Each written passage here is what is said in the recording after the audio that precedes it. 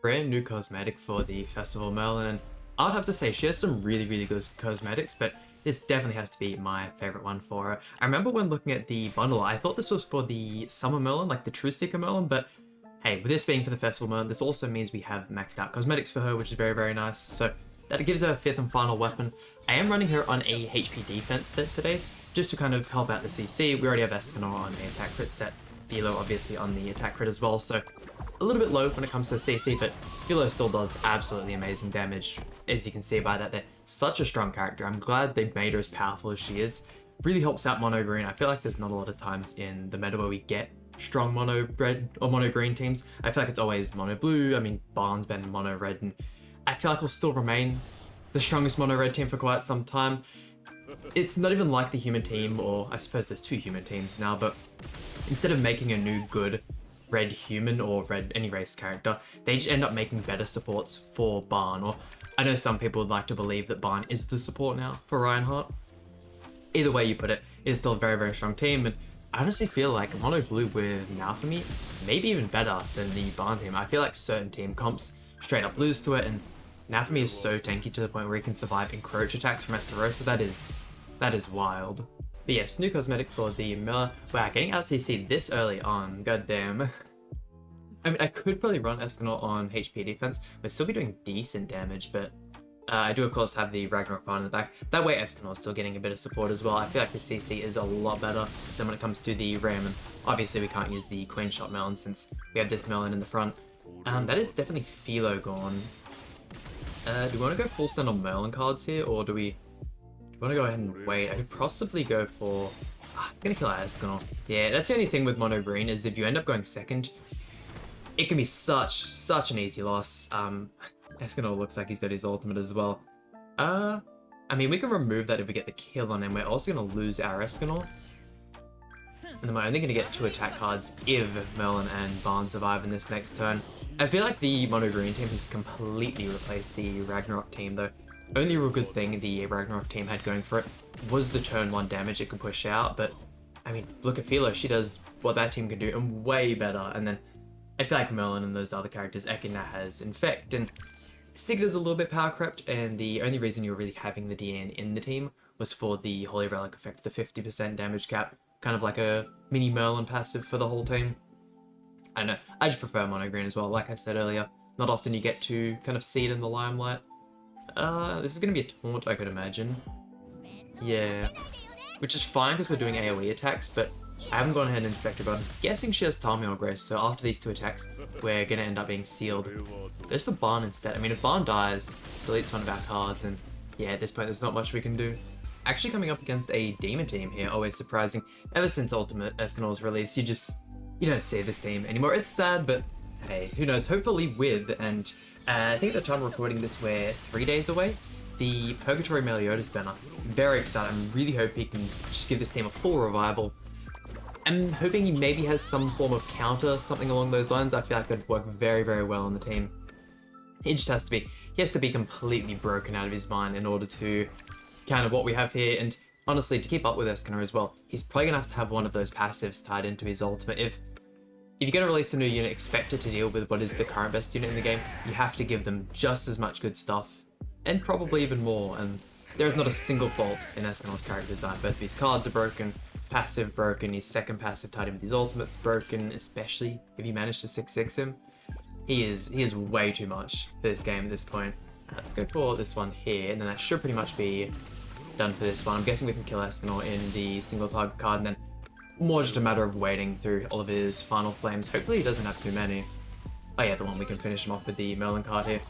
Yeah, I know I should probably have Merlin on attack crit just for the purpose of the showcase, but well, she's still doing good. And I just really hope they don't fumble with this unit, because at this point the 2 main gacha games I play is obviously Grand Cross, and then I also play Dokkan Battle. Last night we had the teaser and the trailer for the brand new Beast Gohan and Orange Piccolo, and I mean, I'm sure everyone's expectations were for those units to be just indomitable, #1, nothing beats them, and honestly, at best, they're both looking like 4 and 5. They're so...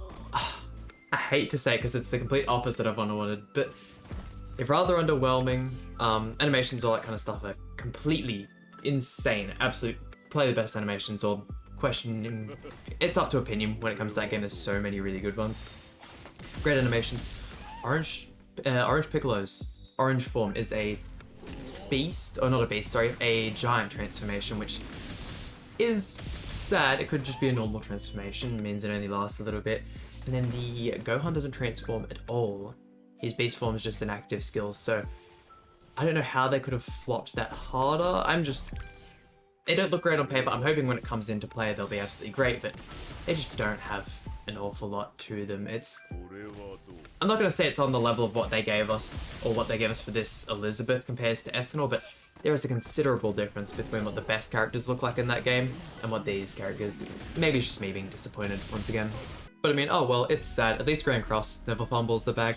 Wow, that's a bit of CC, definitely going second here. We're probably just going to end up losing to this team. Currently the best team in the game. Well, easily one of the best. Any Ultimate Eskimo team is going to end up being really, really good. Yeah, no, because NetMarble definitely doesn't fumble the bag, nerfing one of the funnest characters in the game, the SSR free-to-play Greymore.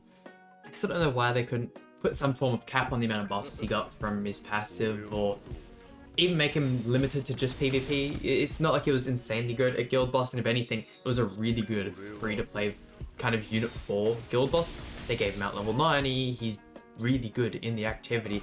All his top scores were still the Archangel team, stuff like that, so I feel like it would have been fine, but ah well, who knows. Block effect on Esnor, so we don't have to worry about him for a bit. You have Tarmiel on you, I'm guessing? Yeah, Tarmiel on you. I think we might have to go for the Elizabeth instead. Sooner we can get out Elizabeth, it'll remove a lot of their passive stacking that she's giving everyone, since everyone in the field is a Sin. And then that'll also stop her from getting the full heal when it comes to her 6 cards used. Yeah, Escanor's just going to be able to kill. Perfect, Escanor's going to be back to full HP. I doubt he would have killed with level 2 single target card there, which is why I used them separately. If he had killed, I by all means would have done that. We could have had his ultimate as well. And Barn coming to the front. Let's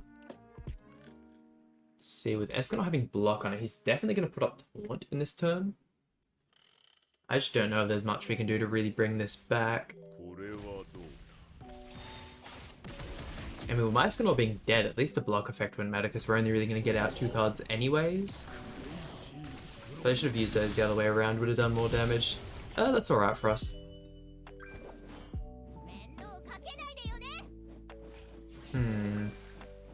You see, if I had a level 2 of this Barn card here, the Zeldris Demonic Hellzone card, I could seal and then...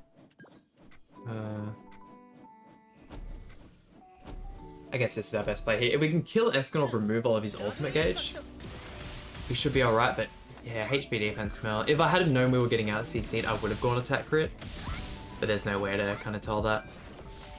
Can this do enough damage, maybe? Yeah, a little bit shy. That's alright though, here's Escanor.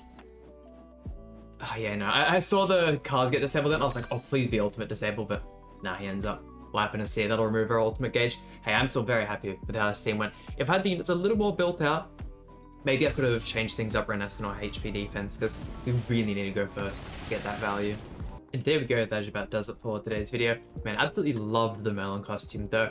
I'm kind of glad they gave it to this one, because, I mean, man, look at that. I wish I could use it on a couple more of the other Merlins, but they did a really, really, really good job with this one. And is it just me, or did they bump down the prices of the cosmetic bundles? Because if we go ahead and check the shop here, I swear they weren't as cheap. Obviously on the, oh well, the PC port's going to be a little bit cheaper depending on where you are, maybe a little bit more expensive. I found the PC port's a bit more cheap here, which once again, you can't purchase stuff on the PC port, but I don't know, maybe that one's just me, but yeah, costume is absolutely amazing.